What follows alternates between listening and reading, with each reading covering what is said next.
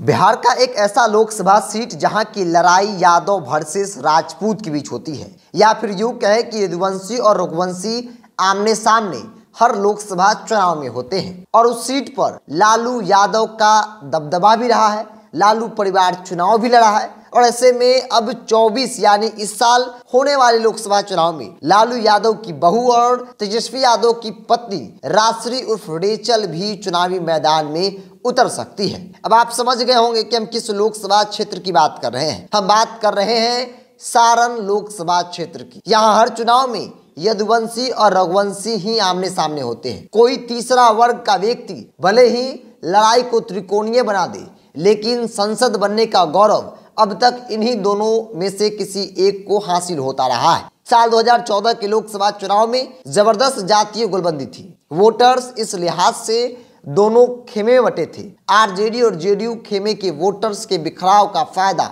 मोदी लहर को मिला और राजीव प्रताप रूडी साल 2014 में चुनाव जीत गए, वो भी राबड़ी देवी को चुनावी मात देकर। अब आपको जानना बेहद जरूरी है कि सारण का जाति समीकरण क्या है। आखिर क्यों राजपूत वर्सेस यादव के बीच चुनावी लड़ाई होती है। दरअसल सारण में जातीय समीकरण काफी दिलचस्प हो जाता है जब आरजेडी और भाजपा उम्मीदवार आमने सामने होते हैं। यहाँ यादवों की संख्या सबसे अधिक है, 25% के आसपास। राजपूतों की बात कर ली जाए तो दूसरे नंबर पे आते हैं, राजपूत 23% है।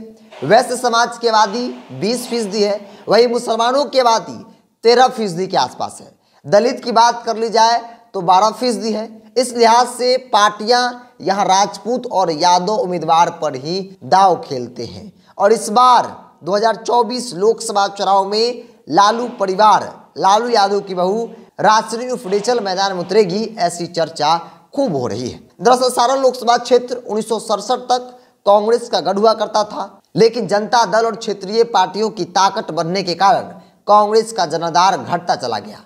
1952 में पहली बार यहां से कांग्रेस के सत्येंद्र नारायण सिन्हा लोकसभा चुनाव जीते थे और आखिरी बार योगेश्वर प्रसाद योगेश चुनाव जीतने में सफल हुए थे। उसके बाद आया था लालू राज। लालू राज में सारण कैसा था, चूंकि सारण लालू यादव का दबदबा वाला क्षेत्र था। लालू यादव यहाँ से सांसद भी रहे। दरअसल बिहार की राजनीति में बड़ा कद रखने वाले लालू प्रसाद यादव को सारण से जीतकर लोकसभा पहुंचने का मौका एक नहीं कई बार मिला था। पहली बार सन 1989 में जनता दल के टिकट से लालू ने लोकसभा चुनाव जीता था। इसके बाद राष्ट्रीय जनता दल के टिकट पर साल 2004 और साल 2009 में लोकसभा चुनाव जीती। यूपीए सरकार में मंत्री भी बने।